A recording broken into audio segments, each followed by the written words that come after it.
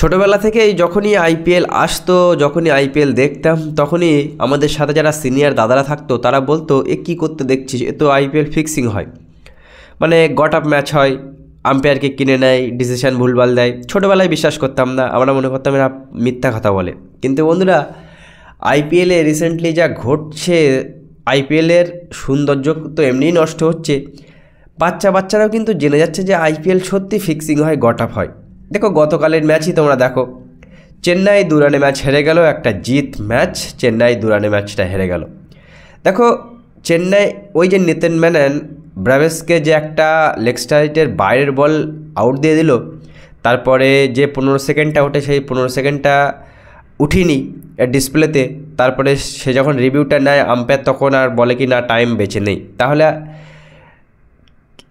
Genuine একটা out না, যে কোনো আম্পায়ার দেখে বলে দিতে পারবে যে এটা তো আউট না, এটা তো লেগ স্টাম্প মিস করছিল। তা সত্ত্বেও নিতিন মেনন আমার সবথেকে প্রিয় একজন আম্পায়ার, সবথেকে ভালো ডিসিশান দেয়, সেই নিতিন মেনন কীভাবে একটা ভুল ডিসিশান দিতে পারে ওই ইম্পর্টেন্ট পজিশানে, যেখানে চেন্নাই সুপার কিংয়ের মানে শুধুমাত্র একটা শটের জন্য ম্যাচটা হেরে গেছে 2 রানের ব্যবধানে। দেখো আম্পায়ার বিতর্ক কিন্তু এই নতুন না, কিছুদিন আগে যখন রাজস্থান আর মুম্বাইয়ের সাথে খেলা হচ্ছিলো তোমরা দেখেছিলে যে রোহিত শর্মা যখন এলবিডব্লিউ আউট হয় তখন কিন্তু 15 সেকেন্ড শেষ হয়ে যায়, 15 সেকেন্ড টাইম থাকেই না, তারপরেও আম্পায়ার সেই ডিআরএসটা অ্যালাউ করে। আর গতকাল যেখানে স্ক্রিনে 15 সেকেন্ড উঠেনি সেখানে ব্রেভেসের ডিআরএসটা অ্যালাউ করেনি। ক্রিকেটের সৌন্দর্য সত্যি নষ্ট হয়, বাচ্চারাও কিন্তু বুঝে যাচ্ছে যে ভাই আইপিএল যে একটা ফিক্সিং একটা গট আপ ম্যাচ হয় সেটা কিন্তু সবাই দেখে বোঝা যাচ্ছে, মানে এ কী গট আপ ম্যাচ।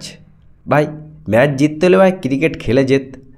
এমনিতেই আমরা ম্যাচটা হেরে গিয়েছিলাম বন্ধুরা ওই 19 নম্বর ওভার 20 নম্বর ওভারে, যেখানে আরসিবির 18 নম্বর ওভার পর্যন্ত অসাধারণ ভালো বোলিং করে মাত্র 159 রান থাকে। আমরা ভেবেছিলাম হাইয়েস্টলি আরসিবি 180 রান করবে, কিন্তু 19 নম্বর ওভারে গিয়ে 33 রান খায় হচ্ছে আমাদের খলিল আহমেদ, আর ওদিকে ঠিক তার পরের ওভারে পাথরানা মোটামুটি লাস্ট 2 ওভারে 50+ রান হয়। 14 বলে আইপিএলের দ্বিতীয় হাইয়েস্ট 50 মারে শেফার্ড, ওখানে কিন্তু আমরা ম্যাচটা হেরে গিয়েছিলাম। 213 যে রানটা 180-র মধ্যে 8টা, তো সেই রানটা 213 করে, পরবর্তীতে ওই রানটাও আমাদের ব্যাটসম্যানরা তুলতে পারে না, আমরা লাস্ট বলে 4 রান বাকি থাকে সেটাও করতে পারি না। একটা জিত ম্যাচ, অলমোস্ট জিত ম্যাচ আমরা জিতেই গিয়েছিলাম।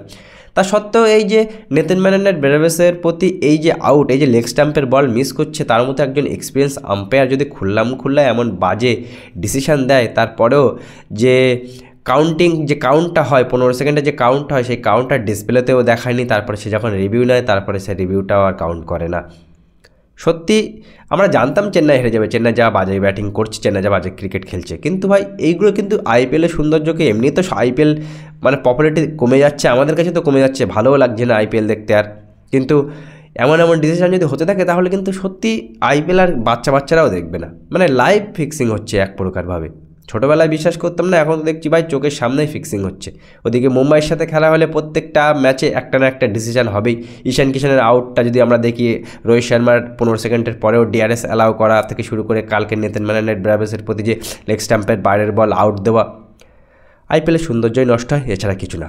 যাই হোক, আরসিবি তারা কোয়ালিফাই করে ফেলেছে বন্ধুরা, তারা প্রথম টিম হিসেবে 16 পয়েন্ট হয়ে গেছে, তারা কোয়ালিফাই কিন্তু করে গেছে প্রথম টিম হিসেবে আইপিএলে।